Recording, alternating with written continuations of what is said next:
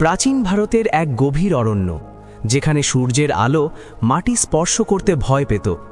সেই অরণ্যের নাম দণ্ডকারণ্যের এক অংশ। তমসা নদীর তীরই ছিল এক ভয়ঙ্কর দস্যুর আস্তানা, যার নাম শুনলে পথিকদের রক্ত হিম হয়ে যেত। তার নাম রত্নাকর। এই রত্নাকর ছিল ভীষণই নিষ্ঠুর আর দয়াহীন। তার জীবিকা ছিল অরণ্যের পথে যাতায়াতকারী পথিকদের সর্বস্ব লুট করা আর প্রয়োজনে তাদের হত্যা করা। তার মনে দয়া, মায়া বা করুণার কোনো স্থান ছিল না।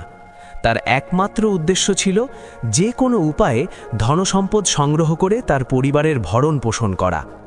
রত্নাকরের কাছে পাপ বা পুণ্য বলে কিছুই ছিল না। তার কাছে শুধু ছিল তার স্ত্রী, পুত্র আর বৃদ্ধ বাবা মায়ের ক্ষুধা নিবারণের দায়িত্ব। আর সেই দায়িত্ব পালন করতে গিয়ে সে যে কত মানুষের প্রাণ নিয়েছে তার কোনো হিসাব ছিল না। কিন্তু নিয়তি তার জন্য অন্য কিছু ভেবে রেখেছিল। একদিন সেই অরণ্যের পথে দিয়ে যাচ্ছিলেন দেবর্ষি নারদ। মুখে তার সর্বদা হরিনাম আর হাতে বীণা। তিনি ধীর পায়ে হেঁটে চলেছেন নির্ভীক চিত্তে। হঠাৎ এক বিশাল ছায়া পথ রোধ করে দাঁড়ালো। হাতে উদ্যত খড়গ, চোখ দুটো আগুনের মতো জ্বলছে। এ আর কেউ নয়, স্বয়ং দস্যু রত্নাকর। সে কর্কশ স্বরে গর্জন করে বলল, থামো ভণ্ড সন্ন্যাসী, তোমার কাছে যা কিছু আছে এক্ষুনি আমাকে দিয়ে দাও, নইলে এই মুহূর্তেই তোমার প্রাণ যাবে। নারদ মুনি কিন্তু বিন্দুমাত্র বিচলিত হলেন না। তার মুখে সেই চিরচেনা প্রশান্ত হাসি। তিনি শান্ত স্বরে বললেন, বৎস, আমার কাছে তো ধনরত্ন কিছুই নেই, আছে শুধু এই পুরনো বীণা আর গায়ের চাদর। তুমি চাইলে এগুলো নিতে পারো, কিন্তু আমার একটা প্রশ্নের উত্তর দাও। রত্নাকর অবাক হল। আজ পর্যন্ত কেউ তার সামনে দাঁড়িয়ে কথা বলার সাহস পায়নি, আর এই সন্ন্যাসী কিনা তাকে প্রশ্ন করতে চায়। সে কিছুটা কৌতূহল আর কিছুটা অবজ্ঞার সাথে বলল, কি প্রশ্ন, তাড়াতাড়ি বলো। নারদ মুনি বললেন, তুমি এই যে বছরের পর বছর ধরে এত পাপ করছো, নিরীহ মানুষদের হত্যা করছো, লুটতরাজ করছো, এসব কার জন্য করছো? রত্নাকর গর্বের সাথে উত্তর দিল, কেন, আমার পরিবারের জন্য, আমার স্ত্রী, পুত্র আর বৃদ্ধ বাবা মায়ের জন্য। তাদের মুখে অন্ন তুলে দেওয়াই তো আমার ধর্ম। নারদ মুনি তখন মৃদু হেসে বললেন, খুব ভালো কথা, তুমি তোমার পরিবারের জন্য এত কিছু করছো, কিন্তু তুমি কি কখনো তাদের জিজ্ঞাসা করেছো যে তুমি এই যে ভয়ঙ্কর পাপ করছো, তারা কি তোমার এই পাপের ভাগ নেবে? তুমি একা পাপ করে তাদের খাওয়াচ্ছ, কিন্তু পরকালে যখন এই পাপের বিচার হবে, তখন কি তারা তোমার পাশে দাঁড়িয়ে বলবে যে আমরাও এই পাপের অংশীদার? রত্নাকর থমকে গেল। এমন কথা সে আগে কখনো ভাবেনি। তার বিশ্বাস ছিল তার পরিবার তাকে ভালোবাসে, তাই তারা নিশ্চয়ই তার সব কিছুর অংশীদার হবে। সে জোর গলায় বলল, নিশ্চয়ই নেবে, আমি তাদের জন্যই তো এসব করছি, তারা কেন ভাগ নেবে না? নারদ মুনি বললেন, বেশ, তবে তুমি একবার বাড়ি যাও এবং তাদের জিজ্ঞাসা করে এসো যে তারা তোমার পাপের ভাগ নেবে কিনা।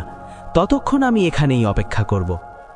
রত্নাকর ভাবল, সন্ন্যাসী হয়তো পালানোর ফন্দি করছে। তাই সে নারদ মুনিকে একটি গাছের সাথে শক্ত করে বেঁধে রেখে বাড়ির দিকে ছুটল।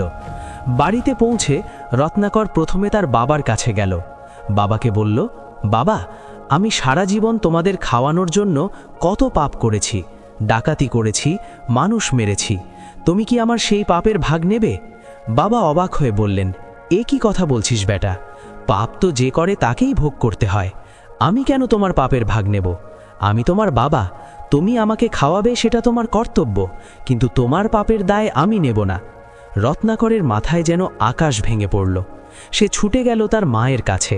মা তো ছেলেকে সবচেয়ে বেশি ভালোবাসেন, কিন্তু মাও একই কথা বললেন।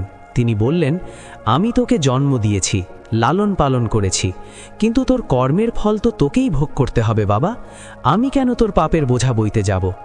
হতাশ হয়ে গেল তার প্রাণপ্রিয় স্ত্রীর কাছে।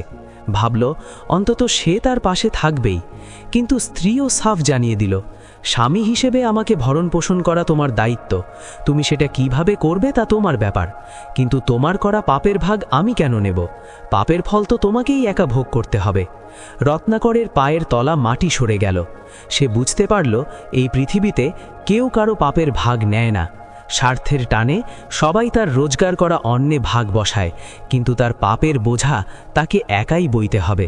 এক গভীর শূন্যতা আর হাহাকার গ্রাস করল তাকে।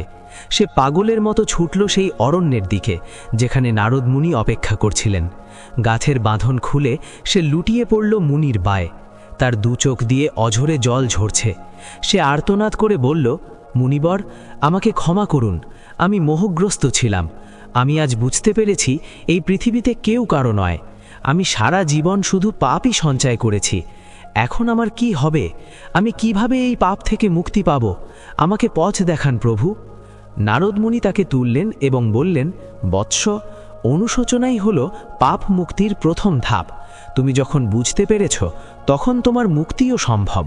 তবে এর জন্য তোমাকে কঠোর তপস্যা করতে হবে। রত্নাকর বলল, আমি সব করতে রাজি, আপনি শুধু বলুন আমাকে কি করতে হবে।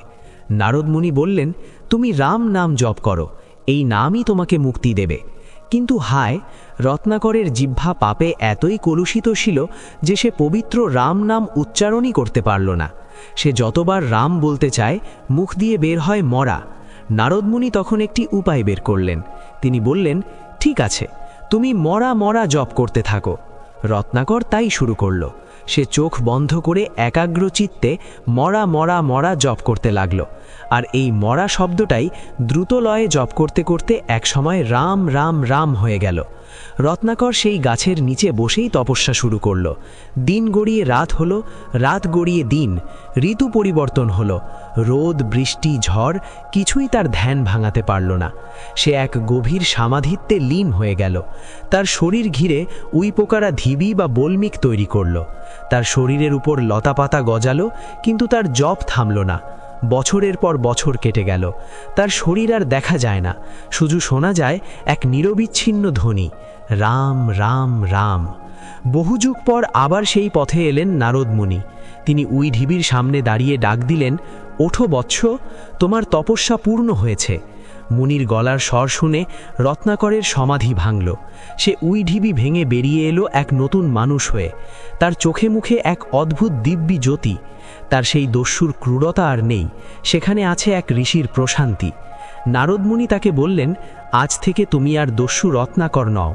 যেহেতু তুমি বল্মিক বা উই ঢিবির ভেতর থেকে নবজন্ম লাভ করেছ, তাই আজ থেকে তোমার নাম হলো বাল্মীকি। তুমি হবে আদি কবি এবং তোমার হাতেই রচিত হবে এক মহাকাব্য, যা যুগ যুগ ধরে মানুষকে মর্যাদা পুরুষোত্তম রামের কথা শোনাবে। এভাবেই এক নিষ্ঠুর দস্যু নিজের ভুল বুঝতে পেরে অনুশোচনা আর তপস্যার মাধ্যমে হয়ে উঠলেন মহর্ষি বাল্মীকি, যিনি আমাদের উপহার দিলেন পবিত্র রামায়ণ।